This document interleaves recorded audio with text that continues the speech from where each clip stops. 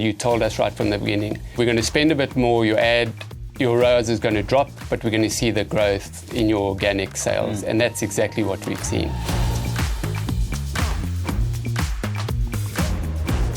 G'day, I'm Sebastian from Sell Global. We're an advanced partner on Amazon Ads, and we manage 100 million in revenue last year alone. And I'm doing a fireside chat with Tim from Sheldon and Hammond. So Tim, you've got a bunch of brands on Amazon, including Oxo, ScanPan, a few household name brands. Today, I just wanted to talk to you a little bit about your journey, where you've come from, where you're going to. I think, like you said, Seb, we've obviously got a lot of household brands.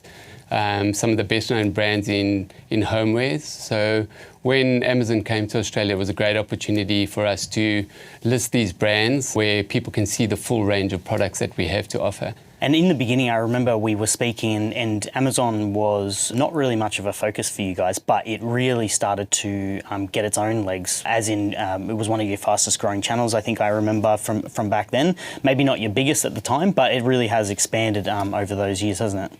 Yeah, I think it was a slow burn initially. There was a lot of admin in the beginning, getting products up. To be honest, we didn't really know what we were doing, that it was a new format of selling. We, a wholesaler, that's the business that we built around. So we weren't used to having to upload products, do advertising, sell the product pretty much. I'm sure you're glad that you did focus on it because it's starting to do some really good things for you guys. Cool. All right. So obviously you've been on Amazon for a while. There obviously comes a lot of challenges with Amazon. You've gone bald, I've gone grey. So tell me a little bit about what are some of the challenges that you've had that's led you to work with an agency like us? Challenge-wise, I think probably the biggest hurdle was knowing what to list. We just put everything up, and now looking back, there are probably certain products that weren't suited to the Amazon channel. So that would probably be our biggest learning over the last couple of years. Yeah, I remember one thing, we were chasing, at the beginning, felt like you guys were chasing just a high ROAS, and we learnt kind of that's not the only metric that's important and the only metric that matters. Yeah, I think obviously we were looking purely at dollar ad spend to dollar in ad sales. We weren't thinking of the bigger picture in terms of, okay, well, what are the ad sales doing in terms of our organic growth? You guys brought that to our attention, that we shouldn't only be focusing on ads results, but those ads should be driving sales across the board. Yeah, no, it was really good. Yeah, and I think sometimes it's hard because it's people are so heavily focused on a return on investment that they don't see the bigger picture. I think sort of working with your team, we were able to tell you guys what our objectives were with Amazon, and you guys could come back to us in terms of an ad strategy. This is what you need to do by brand. Give us budgets to achieve those goals, but then also on the back end, looking at the products, getting those products ad ready in terms of making sure we have the right images, that the product detail pages are at a retail ready level to maximize the results on our ad campaigns. Yeah, tell me a little bit more about that retail readiness. Tell me a little bit about what that means, just so people understand. Yeah, sure. So basically what you're trying to do is get your product detail page at a level where, one, you attract the customer to the product, but then you also hold them there to keep their attention and hopefully result in a conversion. So that means making sure you've got the right images in place, ensuring that you have the right bullet points with the right information, A+ content if the product deserves that, and then potentially even a brand store so that customers from that product detail page can link back to your brand store, see the full range of product that you have to offer, which can potentially lead to additional sales that you may not have got in the first place. I mean, we've got 40 plus brands on Amazon, ranging from price points from $9.95 to $6.99. Yep. So each brand's got a different strategy. Each brand will need a different budget. And that's one of the real benefits that we have working with you guys, is we can analyze each brand and work out exactly what budget you need to be as effective as possible month on month. Cool. Well, the real question is, was it all talk or did we deliver on the results? And I think that's what everyone wants to know. So tell me a little bit about some of the results that you guys saw with us managing the account. We don't need to look back too far. I mean, in 2025, we had a 25% growth in revenue off a really large base already. So we were really happy with that. But I think more importantly, we saw 50% growth in organic sales.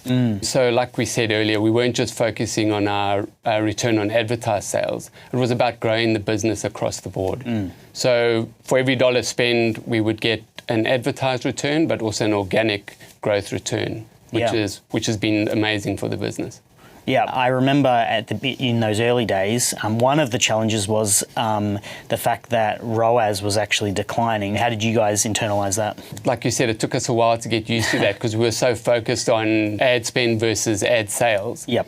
But by seeing the huge uplift in organic growth, and it was by design, you told us right from the beginning, we're going to spend a bit more, your ROAS is going to drop, but we're going to see the growth in your organic sales. And that's exactly what we've seen. Yep. Your strategies worked. We've been working together a long time now. And we look forward to seeing what the next year brings as well. What's next? Well, we'll get to that in a minute. So maybe tell me a little bit about why you've stayed with Cell Global. So obviously we got some good results, but maybe talk me through a little bit of why you stayed with us. Yeah, I mean, having had the time with you guys, we've realized how important advertising is to being successful on Amazon.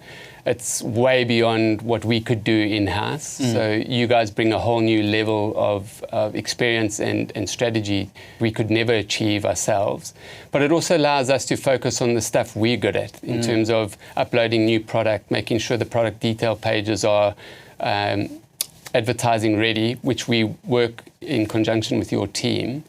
And also results. I mean, at the end of the day, we want to see growth. We've seen growth, but we've managed to do that without sacrificing margin, which is huge for our business. Yeah, and I think the other piece there as well is, as a business, it allows you guys to go and acquire more brands and like you said, focus on what your guys' strengths are. Yeah, correct. And obviously maintaining margin allows us to keep advertising. So, it just keeps that flywheel going. So we get the growth, we keep the margin, it allows us to spend more, bring more brands to the table and keep the growth going forward as long as possible. Yeah, that's awesome. So I suppose that leads us to the last part of this conversation, which is what's next for you guys. We've obviously got good growth, but what's next for us? Well, I feel, Seb, that's probably a question you should answer. Obviously, what's next for us is to continue working with Cell Global. Yeah. But you tell me what's next on the advertising side.